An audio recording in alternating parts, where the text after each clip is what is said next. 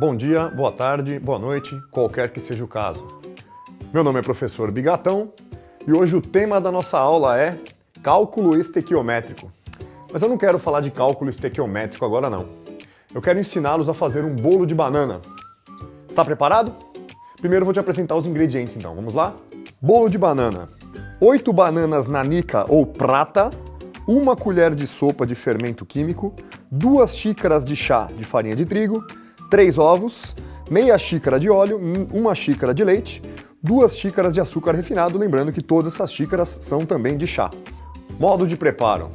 Coloque no liquidificador os ovos, óleo, açúcar e, por último, o leite. Acho que isso aqui não interessa para você, né? Interessa a química, então vamos voltar para a receita. Voltando à receita então, meu camarada, vamos ao que interessa. O que interessa pra gente? Essa receita nos dá um bolo. Mas e se a turma for muito grande, um bolo é pouco para a quantidade de pessoas que estão presentes? Eu quero fazer 2 bolos. Como que vai ser os meus ingredientes? É só dobrar, multiplicar por 2, a quantidade de cada um dos ingredientes. Então eu vou utilizar 16 bananas, 2 colheres de fermento químico, 4 xícaras de farinha de trigo, 6 ovos, 1 xícara de óleo, 2 de leite e 4 de açúcar refinado. 2 bolos não deu ainda, quero fazer 3 bolos. 3.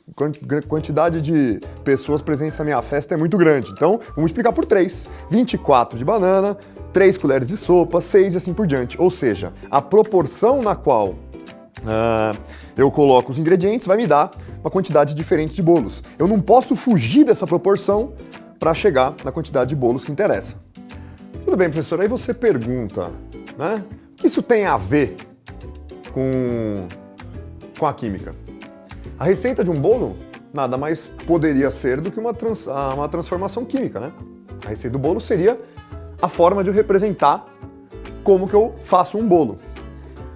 Uma equação química é a forma na qual eu produzo alguma coisa.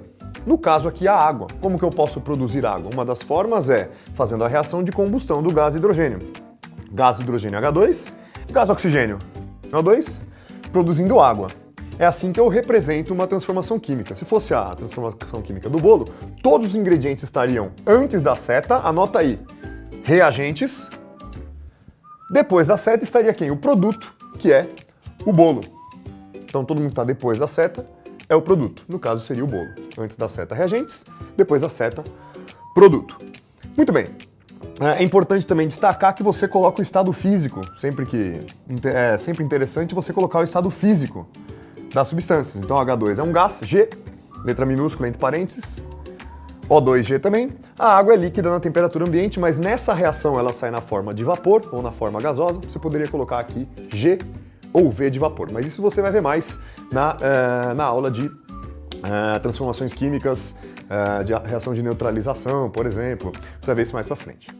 Muito bem. Se eu quiser representar essa transformação química, mas ao invés de eu representar por símbolos, quantidade de átomos de determinado elemento, eu posso fazer por bolinhas. E vestibular gosta de trabalhar com bolinhas. De saber identificar qual é a substância olhando para as bolinhas.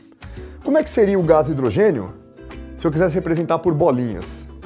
Seriam 2 bolinhas bem pequenas, uma vez que o número atômico do hidrogênio é 1, ele tem 1 elétron na sua eletrosfera, 2 bolinhas bem pequenas ligadas. Isso é uma molécula de gás hidrogênio.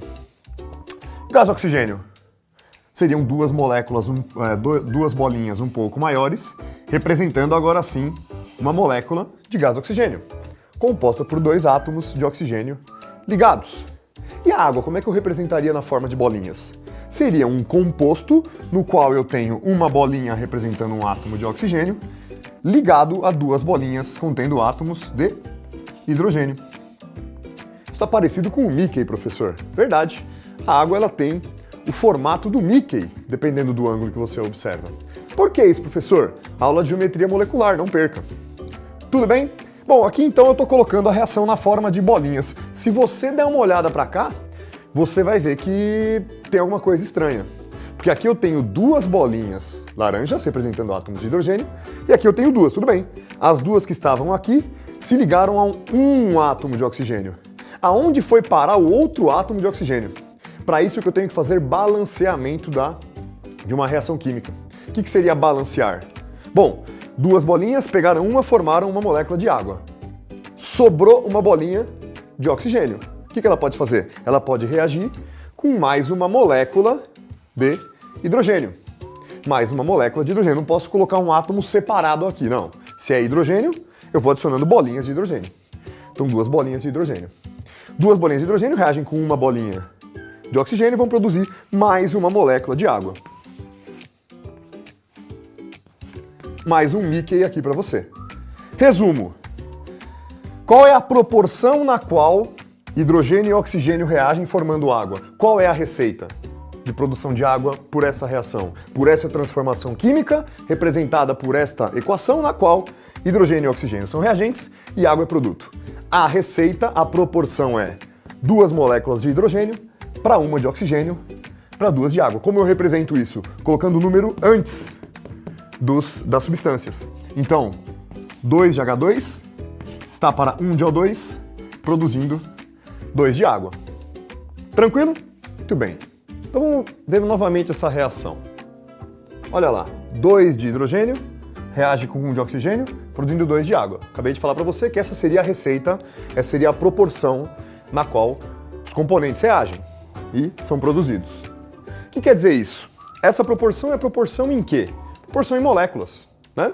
Isso quer dizer que 2 moléculas de H2 reagem com uma molécula de O2, produzindo 2 moléculas de água, não é isso? E se forem 4 moléculas de H2, reagem com 2 moléculas de O2, produzem 4 moléculas de água, né? Olha aqui, ó. 2 moléculas reagem com uma, produzindo 2.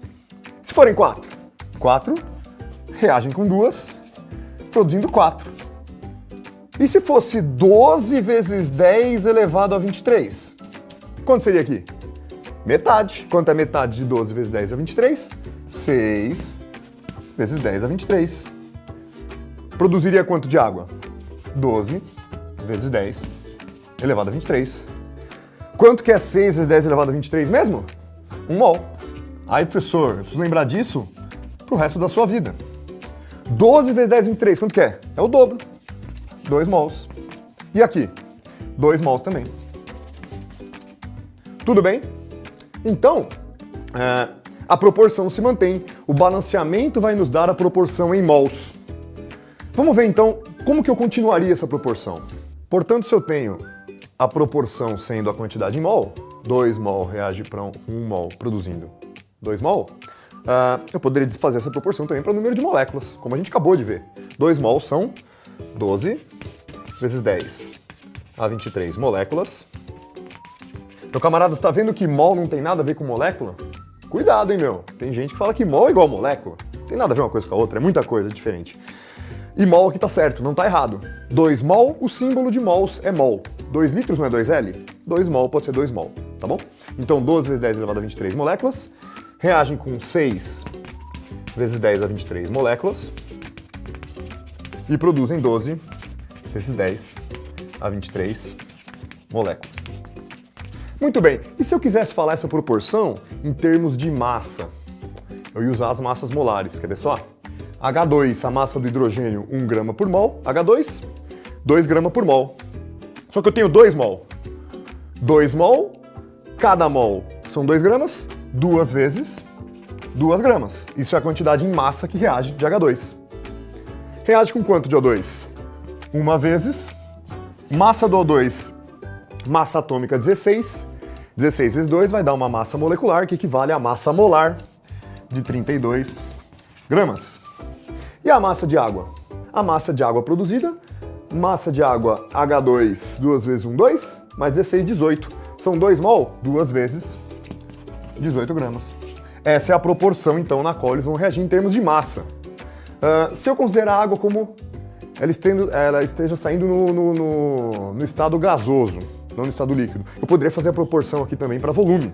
Seria aplicável, né? Muito bem, então como é que vai ficar?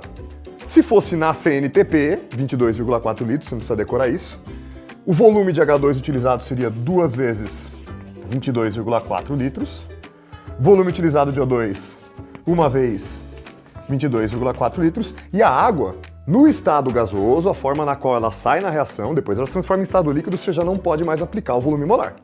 Mas se ela sai na reação, mantendo a proporção, que é 2 vezes 22,4 litros. Olha só, se você olhar na vertical, o que você tem? Você tem nada mais, nada menos que a linha que a gente fez nas aulas anteriores. Não era? 1 mol está para 6 vezes 10 a 23, que está para massa molar, que está para volume molar? Essa é a linha que a gente vai ter. Vamos aplicar isso aqui num exercício? Vamos lá? Após balancear a equação abaixo, responda: quantos mols de hidróxido de cálcio são necessários para formar 5 mols de fosfato de cálcio?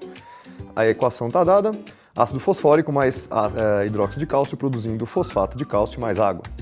Ele deu a dica já, ele falou, após balancear a equação. Então você tem que balancear a reação em primeiro lugar. Para que você balanceia a reação? Para ver a proporção na qual os componentes da reação reagem e são formados. Tudo bem?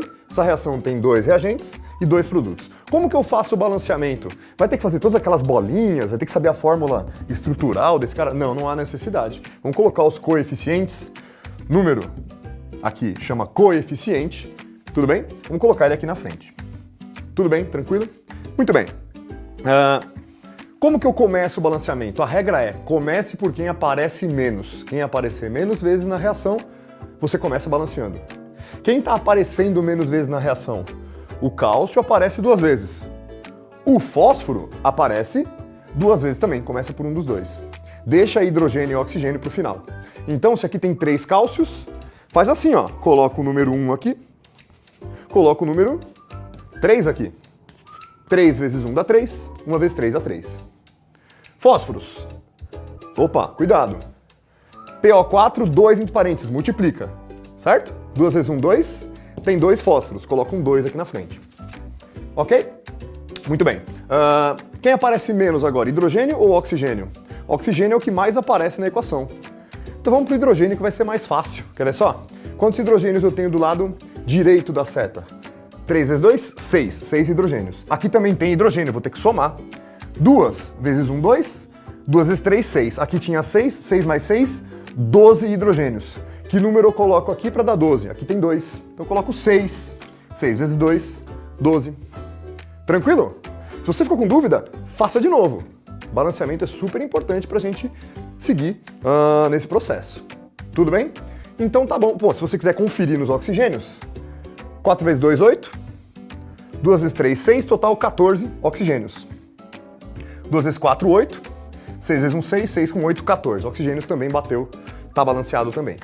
Isso quer dizer o quê? Isso quer dizer que 2 mol de ácido fosfórico reagem com 3 mol de hidróxido de cálcio, produzem 1 mol de fosfato de cálcio e 6 mol de água.